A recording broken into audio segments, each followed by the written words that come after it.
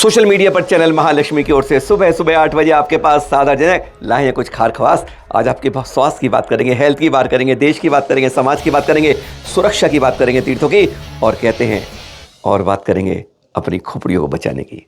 पर एक बात पहले हाथ जोड़कर निवेदन कर दें, कुछ साधु नाम ले दें, सागर चंद्र सागर जी, आप अपने को सुधार लें। हाथ जोड़कर निवेदन है, सिर्फ इसलिए कह रहे हैं, समझदार को इशारा काफ़ी होता है, नहीं तो कहते हैं मजबूरी में निकालना बुरी तरह पड़ता है। संकेत काफ़ी है, आवाज़ पहुंच जाएगी आपके पास तक।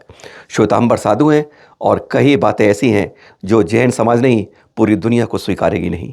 पर अब बात करें हम अब से, वह तो थी बीमारी पूरे समाज की, बात करें अपने अब बीमारी की। आपसे पहले पैरालिसिस, लकवा अड़ोस में पड़ोस में किसी को हो जाता है। आजकल की बात नहीं, जब वह रोग पुराना हो जाता है, डॉक्टर मना कर देता है, मालिश करते रहते हैं, 2 दिन उसकी सेवा सुश्रूषा लग जाते हैं, हिम्मत हार जाते हैं, डॉक्टर भी कहता है अब कोई उम्मीद नहीं है, ऊपर वाले की दुआओं के साथ रखो, तो उसका कोई इलाज है इलाज, है इलाज। और सीधा सुनते हैं आचार्य श्री विहट सागर जी से, टिकाऊ ठीक करता है तो कहते हैं काम की बात आज बनता है। सुने जरा। तो आपको करना क्या है, तो आपको कुछ नहीं, पंसारी की दुकान पर जाना है और पंसारी की दुकान से जाकर के आपको शीशम की लकड़ी का तेल लेना है। शीशम की लकड़ी, और उस लकड़ी को नहीं, लकड़ी के तेल को लेना है जो मिल जाता है। उस तेल को लेकर के उस तेल से जो जो हिस्सा, वो जो बॉडी पार्ट्स है जो लकड़ी के असर से, या हाथ हो सकता है, चेहरा हो सकता है, पैर हो सकता है, उस पैर को धीरे धीरे से क्या करें, मालिश करें।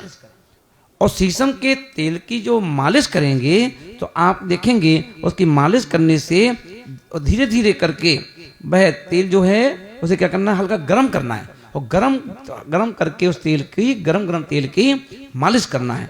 और आप देखेंगे जब मालिश कर लें तो उसको ढक दें, ढक करके आराम करें 1-2 घंटे के लिए, है ना।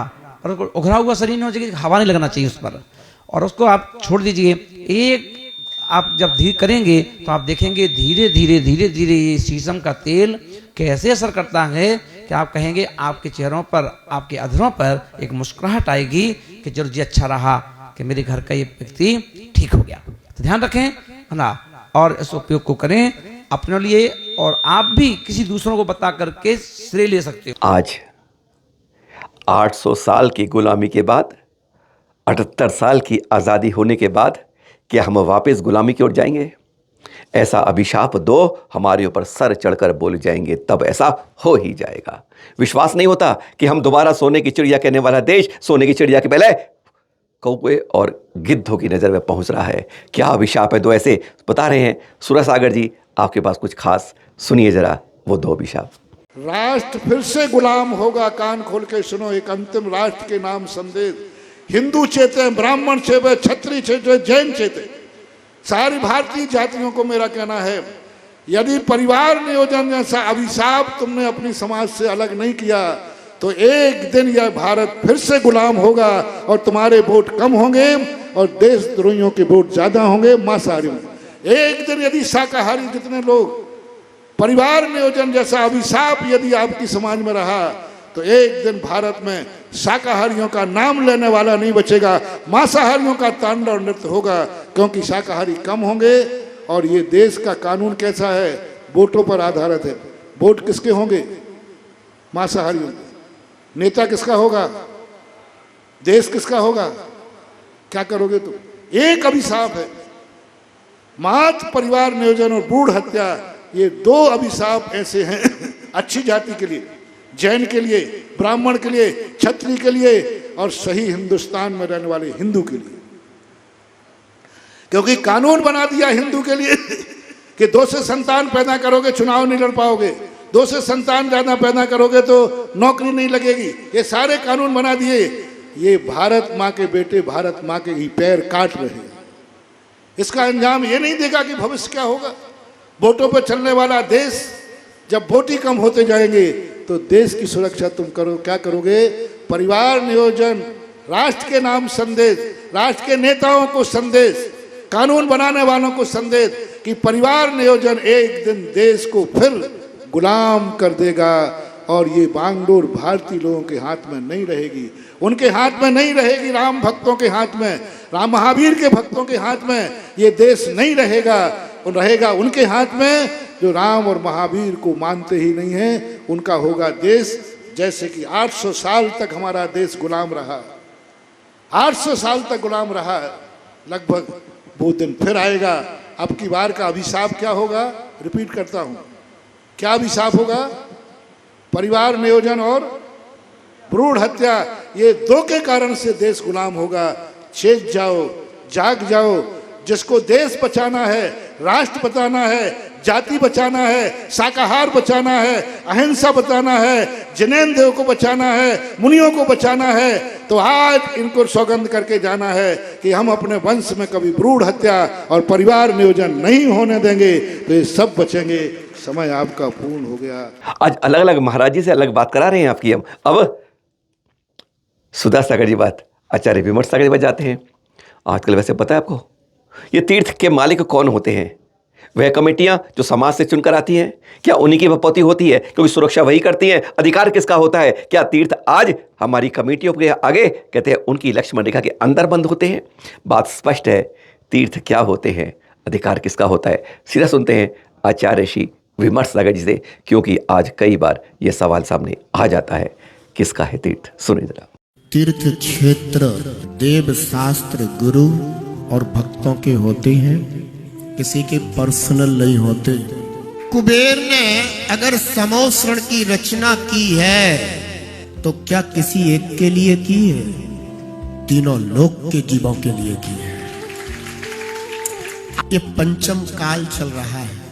इस काल में धर्मात्मा जीव कम, पापी जीव ज्यादा होते हैं, और धीरे धीरे पापी जीव धर्म तीर्थ क्षेत्रों पर भी समिति में आ जाते हैं, कमेटियों में आ जाते हैं, जिन्हें श्रद्धा ही नहीं, ज्ञान ही नहीं, विवेक ही नहीं, विचार ही नहीं कि हमें देव शास्त्र गुरु की भक्ति करना चाहिए, ना कि उनके साथ बदसलूकी करना चाहिए। ऐसा सवाल जो आप सबके मन में आता है तीर्थों की सुरक्षा में बार बार आता है। हमने सीधा आचार्य सुनील को जाके पूछ लिया। सुनिए जरा खास बात कि चतुर्मास कहाँ हो अब संतों के पास। सुनिए जरा। मैं कह रहा हूँ थोड़ा कड़वा सवाल है हमारे लिए।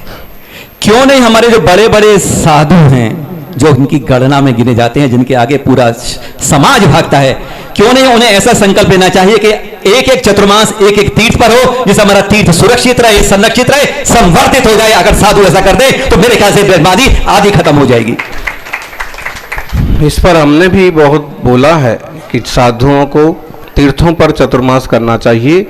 आचार्य महावीर कीर्ति अक्सर कर तीर्थों पर ही चतुर्मास करते थे।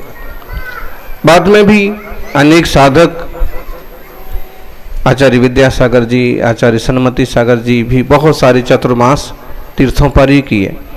तो ये जरूरी है कि जो सक्षम साधु हैं वो तीर्थों पर चतुर्मास करें, वहाँ की माहौल को समझें, समाज को जगाएं, और वहाँ रहने से, बैठने से तीर्थों की सुरक्षा आपो आप होती है। दूसरा, जो एकदम से आउटसाइड में नई नई जमीनें लेके और नए नए आविष्कार करते, नए नए निर्माण करते हैं, उनके संबंध में भी ये विचार है कि जो प्राचीन तीर्थ हैं उन तीर्थों पर ही आप चाहें तो आपकी इच्छा है कि नया कुछ अपने नाम से बनाना है तो उन तीर्थों पर ही करें। अब उसमें दिक्कत क्या होती है कि वहाँ की जो कमेटी रहती है वो उनको एडजस्ट नहीं करती, तो आप भले उसके आसपास ही बनाएं, लेकिन जो प्राचीनतम निर्माण तीर्थ हैं, अतिशय तीर्थ हैं, वहां पर करें। जहां कोई अस्तित्व है, जहां कोई पुरातत्व है, एकदम नए सिरे से, एकदम आउटसाइड में कुछ करते बैठना बुद्धिमानी नहीं है। या फिर हाईवे वगैरह पर जहां समाज बढ़ रही हो, यहाँ जनता, जहां संतों के विहार होते हों, तो विहार धाम टाइप से आप अपना कोई कुछ बनाएं तो समझ में आता है। लेकिन बेमतलब कहीं खेतों के बीच में और कुछ भी बना के खड़ा कर दिया, बाद में मालूम पड़ा कि खेत वालों ने रास्ता देने से भी मना कर दिया। जंगल वालों ने निकलने से मना कर दिया। आज पूदनपुर की, मुंबई की स्थिति भी कुछ ऐसी है। उज्जैन के पास वो तीर्थ है, उसकी भी कुछ एक स्थिति ऐसी है, दर्शनगिरी, महावीर तीर्थ, दर्शनगिरी। तो कई जगह इस टाइप की चीजें हैं। तो धन का, बुद्धि का, विवेक का ऐसा उपयोग करें कि जो लंबे समय तक तीन धर्म की प्रभावना में सहयोगी बने। शर्म आ जाती है कई बार हमें अपनी ही बात कहने में, अपने को जैन कहने में। जैन होके आज ये है ना, बहुत ज़्यादा संतवाद पंथवाद की जड़ें इतनी खराब हो गई हैं कि हम आज अपने ही गुरु को देखकर हाथ जोड़ने की बजाय संकरी गली से निकलने की कोशिश करते हैं। ये मेरे नहीं, ये तेरे हैं, तू देख, मैं नहीं देखूंगा, मैं तो जा रहा हूँ। आज एक कड़वी बात है ये, हर घर में, हर मंदिर में, हर समाज के अंदर ये निकलने लगी है। क्या आज पहचान इतनी खोई है। अजैन भाई नतमस्तक हो जाते हैं, कहते हैं वही तो पूरा फल पा पाते हैं। सुनते हैं जरा मुनिषी आदित्य सागर जी से, क्या बताते हैं वो, गलती कहाँ है, चूक कहाँ है। हमें तो बड़ा आश्चर्य होता है जिन साधुओं को देख करके लोग समर्पण भाव से हाथ जोड़ लेते हैं, जैन होकर के लोग उनसे मुख क्यों मोड़ लेते हैं। जैन मुनि अगर गलियों में निकल जाए, झाड़ू लगाने वाली माँ झाड़ू किनारे रख देती है, हाथ जोड़ लेती है। मुझे तो समय लगता है कि जैन होकर के तुम जैन होकर के मुख कैसे मोड़ लेते हो। और ज्यादा क्या बोले, साधु होकर मुख मोड़ लेते हैं, अब बचा क्या है। कम से कम जैन होकर के तो तुम जैन होने का फर्ज निभाओ।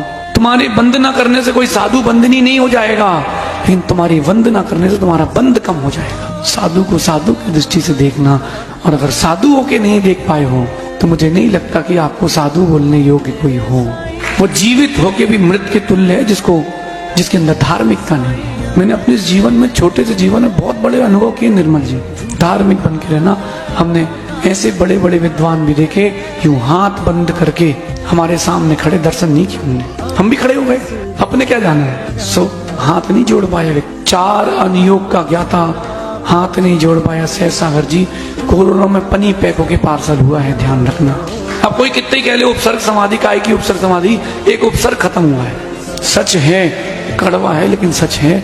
आप अपने शिष्यों को शिक्षा मत देना। जब भी आपको कहीं भी पुतले का भी अगर बना हुआ दिगंबर मुनि का दिख जाए, सिर जरूर टेक लेना। निर्जरा ही होगी, निर्जरा ही होगी।